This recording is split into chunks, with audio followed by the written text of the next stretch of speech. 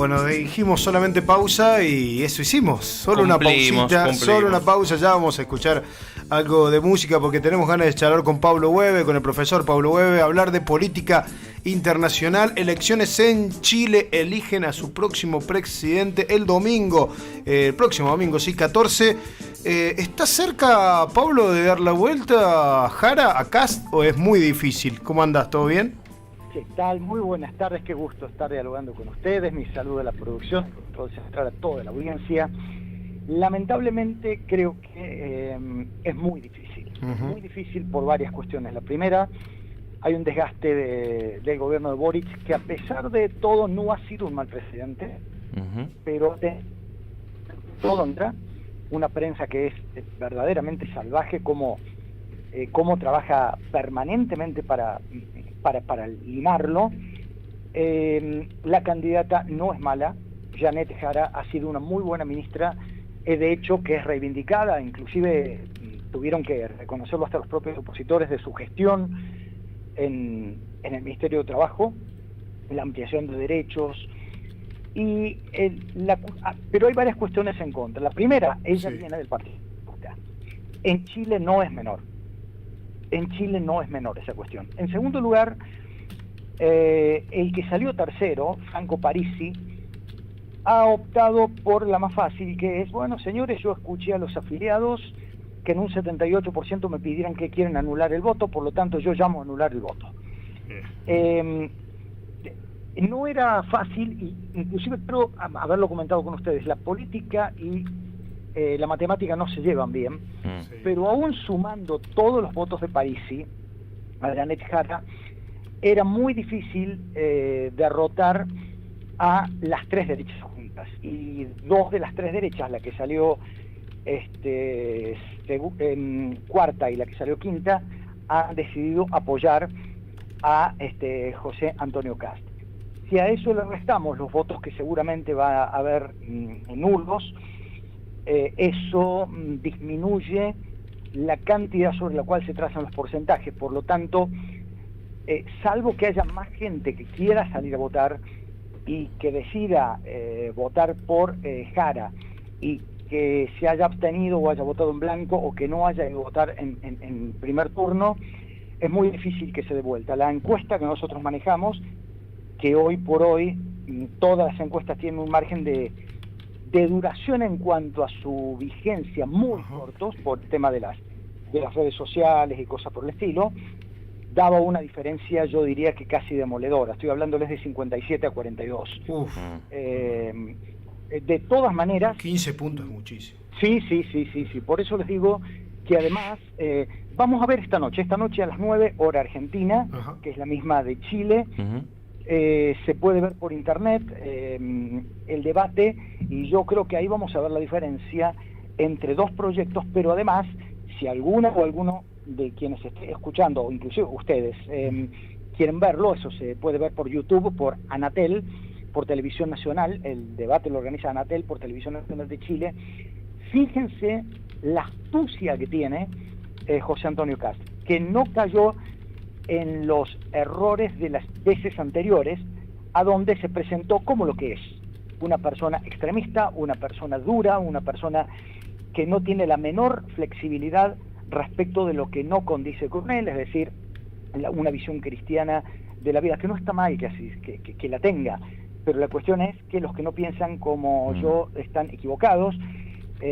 Sus frases demoledoras en contra del colectivo LGBTIQ, su alineamiento ciego con el presidente Donald Trump, pero sus diferencias con Javier Milei, que les tiene, por ejemplo, pero ha sido muy hábil y muy prudente en toda la campaña electoral, y si ven el debate lo van a ver esta noche, que Jara trata de hacerle pisar el palito para que él hable en contra de los derechos ampliados, en contra del feminismo, en contra del colectivo LGBTQ, y él es muy hábil para zafar y para encontrar la vía para pegarle a Boric y obligarla a ella a tomar postura, o defendiendo a Boric o criticándolo. Claro. Ella en los últimos días ha tenido manifestaciones, por ejemplo, de el gobierno tiene que gobernar.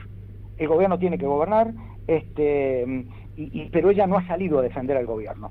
Kast sabe que frente a un gobierno desgastado, lo mejor que puede hacer es obligarla a ella a decir, bueno, sí, usted fue ministra de este gobierno, y ella tener que despegarse del gobierno.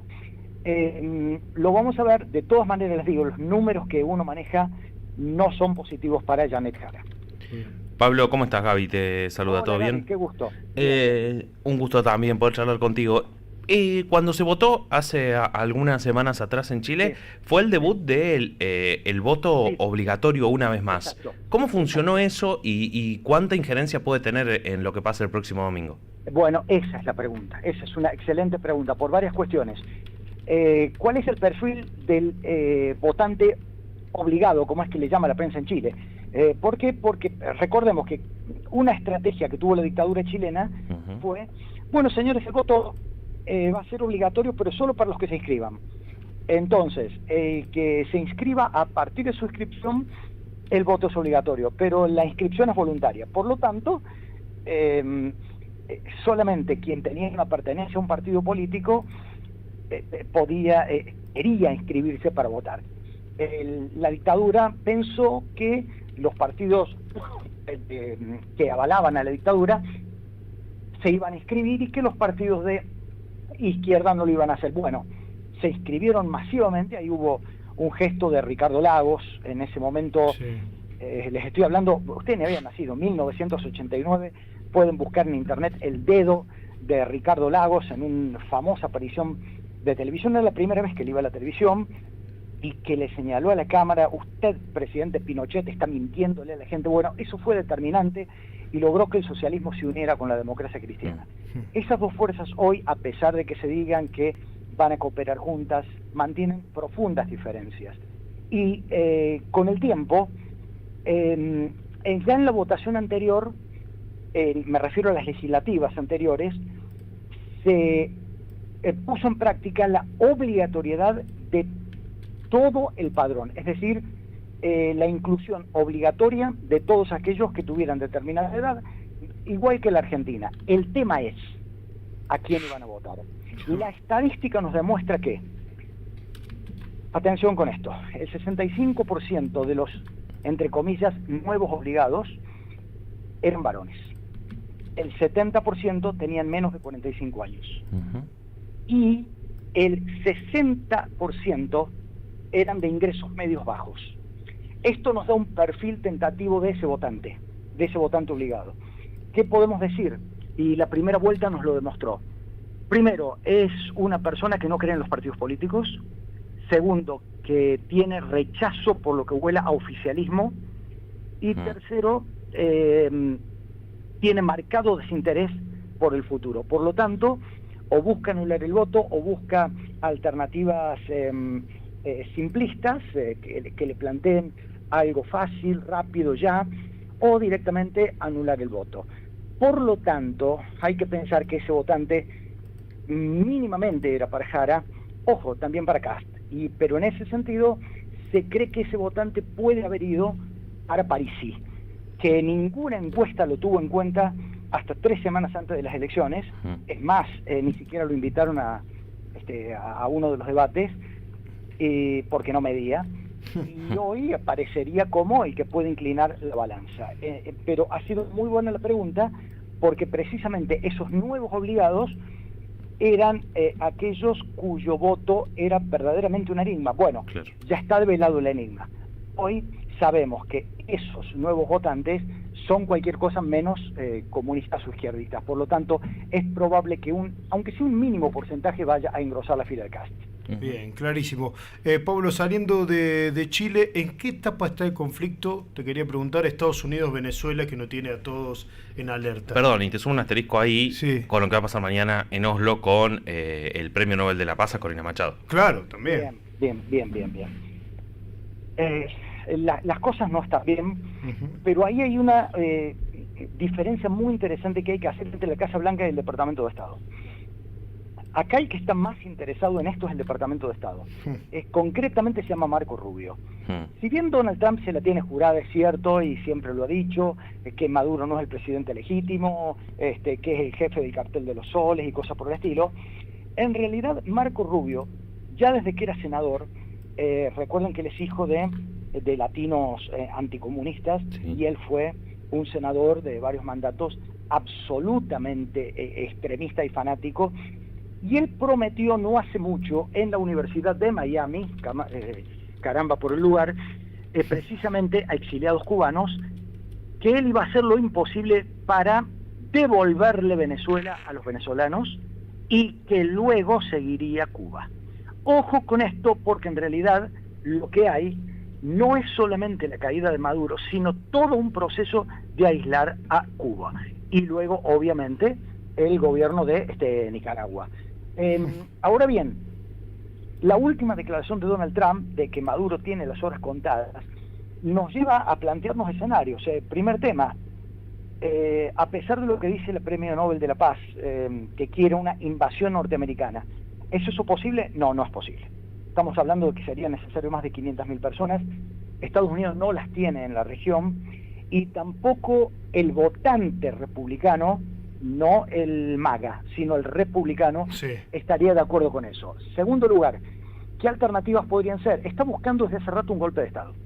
El golpe de Estado va a ser muy difícil que se dé porque, contrariamente a lo que la gente cree, que es que Maduro necesita de los militares para mantenerse, es exactamente al revés. Claro. Los militares lo necesitan a Maduro, porque ahí el gran cuestionamiento que hay desde el exterior es: los militares, desde la última etapa de Chávez, se dedicaron a enriquecerse, a cooperar con ciertos movimientos del exterior, a hacer negocios con el narco, y necesitan de Maduro para protegerlos. No va a haber golpe de Estado. Entonces, ¿cuál sería la última alternativa que queda? Bombardeos selectivos y que obliguen a Maduro a tomar la decisión de irse del gobierno. Y acá es donde estaría el tema que se habló telefónicamente el viernes de hace 2 semanas, mejor dicho, va a ser este viernes, van a ser 2 semanas, entre Maduro y Donald Trump, donde Maduro le propuso dejar el poder a cambio de, primero, de que lo saquen de la lista de buscados por el Tribunal Penal Internacional; segundo, de que le permitieran seguir conduciendo a las Fuerzas Armadas del exilio; tercero, de que hubiera una amnistía para los más de 100 militares y exministros que están con pedido de captura por el gobierno de Estados Unidos; y cuarto, que permitan a Delcy Rodríguez, la actual vicepresidenta y canciller, hacerse cargo del gobierno internamente. Donald Trump le habría contestado: no es así como se manejan estas cosas.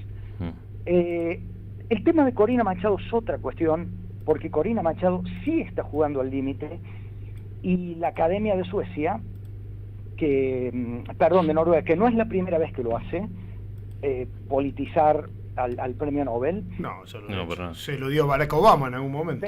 Caramba, por supuesto. Está obviamente avalando a una mujer que, más allá de que uno va a reivindicar a la oposición, por definición uno respeta mucho a la oposición, pero Corina Machado no es precisamente la representante de la oposición democrática. Alguien que ha avalado marchas que terminaron con muertos, alguien que avala atentados, alguien que forma parte del movimiento de Leopoldo López, que buscaba sangre en cada una de las manifestaciones. Y esto no significa, porque me adelanto a algún llamado telefónico, no significa avalar a un gobierno como el de Maduro, pero lo que uno dice es: no es precisamente Corina Machado la Venezuela democrática con la que supuestamente están soñando varios de los dirigentes opositores que están en el exterior. Pablo, tengo ahí un par de preguntas que tienen que ver con procesos electorales. Una solo es saber si hay algo de eso o no, que leí hace un rato, y creo que fue en El País, pero fue una cosa así, de que Zelensky piensa en las elecciones en Ucrania, si hay posibilidades de eso o no. Y por otro lado, porque recién me acordé, hablando de gobiernos latinoamericanos, ¿cómo está el nuevo gobierno de Bolivia en funciones? Bien. Varias cosas. Lo de Zelensky, hay que reconocer que, como decimos en el popular de fútbol, se las está bancando, y prácticamente solo, porque Europa, más allá de las declaraciones formales de los gobiernos, está con una actitud timorata frente a los Estados Unidos. Y Donald Trump directamente lo que está haciendo con sus famosos 28 puntos, cuando ustedes tengan ganas lo charlamos, es bastante extenso para hablar, lo que está diciendo es: señores, hay que parar la guerra ya, y que cada cual se quede con lo que tiene. Es decir, los territorios que ocupó Rusia son para Rusia, incluyendo la renuncia de Ucrania a la península de Crimea, y por lo tanto yo me voy a encargar de que Vladimir Putin nunca más vuelva a agredir a nadie, y los costos de la reconstrucción van a ir a medias entre la Unión Europea y los fondos que le tienen congelados a los rusos. Es decir, animémonos y vayan. Y en este contexto Zelensky sigue buscando ayuda. Ha habido una reunión muy importante con Keir Starmer de Londres, con Merz de Alemania y con Macron, que ya no sabe cómo hacer para tratar de mejorar su situación interna en Francia, y que procuraron ser un poquito más duros que la autoridad de la Unión Europea, que francamente fue muy tibia contra Donald Trump. Saben ustedes que cada gobierno de Estados Unidos siempre da una visión de la estrategia de seguridad nacional. Sí. Cada gobierno la tiene. Bueno, Donald Trump acaba de publicar una, vale la pena leerla, donde directamente dice, está reescribiendo la doctrina Monroe, solo que en lugar de América para los americanos es América para los norteamericanos, y es definido a Europa continental como que está languideciendo por culpa de la inmigración y el ataque contra los valores occidentales y cristianos. Es decir, la culpa de todo la tienen los inmigrantes y la culpa de todo la tienen aquellos que no son cristianos. Bueno, la respuesta de la Unión Europea fue realmente timorata y muy débil, y en ese sentido acaba de decir Zelensky que va a hacer una contrapropuesta de 20 puntos donde no aparece negociación de tierras. Automáticamente Donald Trump contestó que estaba decepcionado con Zelensky porque dijo ni siquiera leyó mis propuestas. Zelensky efectivamente tiene que enfrentar un proceso electoral. La cuestión es si alguna persona de su partido se va a presentar o si él inclusive tiene alguna voluntad de mantenerse en el poder. Quiero decirles que no la tiene fácil, porque más allá de que es el comandante en jefe de un país en guerra agredido, sus negociadores más cercanos y más directos acaban de ser separados por actos de corrupción manifiestos y reconocidos. Es decir, está encabezando un gobierno sumamente cuestionado. Respecto de lo que ustedes preguntaban, el gobierno de Bolivia enfrenta una situación económica delicada. Hay bastante poca información, pero ya tenemos un primer dato, que es el enfrentamiento con el vicepresidente. Pero no pasó ni un mes. ¿Cuánto hace? No, pero era previsible. Claro. Era previsible. Sí. Ya la noche del escrutinio, el tema de que el vice no fue al festejo porque supuestamente no consiguió avión, etcétera, e hizo una declaración, algo así como que, bueno, si no me esperaron, yo lo lamento, yo festejaré por mi parte, cosas por el estilo. No se olviden de que es un personaje de la televisión, de que es un personaje que viene de la policía, que tiene un discurso muy duro y muy derechista, mucho más que el presidente, y que ya ha salido a hacer alguna que otra declaración diferenciándose del presidente. Va demasiado poco tiempo, veremos qué puede pasar, pero habitualmente en nuestros países latinoamericanos, y lo estamos viendo en Honduras, lo que estamos observando y con mucha preocupación, lo digo ya desde la ciencia política, es un pasmoso debilitamiento de las instituciones democráticas en el continente. Sí. A mí me preocupa sinceramente mucho, porque también lo estamos viendo en Argentina. Sí. Y no... Más allá del funcionamiento formal, hay un desprecio de la autoridad presidencial por el resto de los poderes. Sí, mañana es 10 de diciembre. Justo. Y hoy se cumplen 40 años del juicio de las juntas, para tener en cuenta algunas cuestiones. Efectivamente. Y a pesar de que para algunos sectores la expresión derechos humanos es algo digno del comunismo y de extremistas y qué sé yo cuánto, habría que recordarle a todos esos idiotas que precisamente derechos humanos es la contraparte de cualquier tipo de totalitarismo, inclusive del que a veces se disfraza de democracia. Sí, tal cual. Gracias, Pablo. Abrazo grande, que andes bien. A ustedes, y no se olviden, por favor, de que con llamados telefónicos no se terminan las guerras. Tailandia y Camboya volvieron a lo largo de toda la frontera. Israel sigue matando gente en Gaza, a pesar de que ahora, el 29 de diciembre, un día después del Día de los Inocentes, va a haber una nueva reunión supuestamente para avanzar en la reconstrucción de Gaza, seguramente sobre muertos y sobre desaparecidos. Lamentable. Chao, Pablo, que andes bien. A ustedes. Pablo Hueve es docente de nuestra universidad, de Universidad Nacional de Río Cuarto, y también de clases en otras universidades de nuestro país y del mundo, no sé, ya. Hoy fue increíble poder escucharlo a Pablo y que nosotros podamos realmente contar con él para los análisis internacionales. Es un privilegio que tenemos en Volver a Casa y en la radio de la universidad, que muchos lo han conocido aquí también, poco en la radio de la Uni, lo han descubierto en la radio de la Uni y que ya está hablando con otros medios locales también y nos pone muy contentos. Nos pone muy contentos, sí. Nos pone muy contentos porque aparte Pablo siempre con esa predisposición de dar cátedra básicamente cuando habla con nosotros y desde el primer día, está desde el primer día en nuestro programa. Sí, exactamente, del 2019 que nos acompaña y siempre con muy buena onda y mucha data precisa de lo que puede llegar a pasar en un mundo que está... Hoy el contacto con Pablo fue, hablamos de las elecciones en Chile y algún picadito internacional, sin ningún tipo de aviso de por dónde iban a ir nuestras preguntas. Pablo maneja todo. No, olvídate. Y después...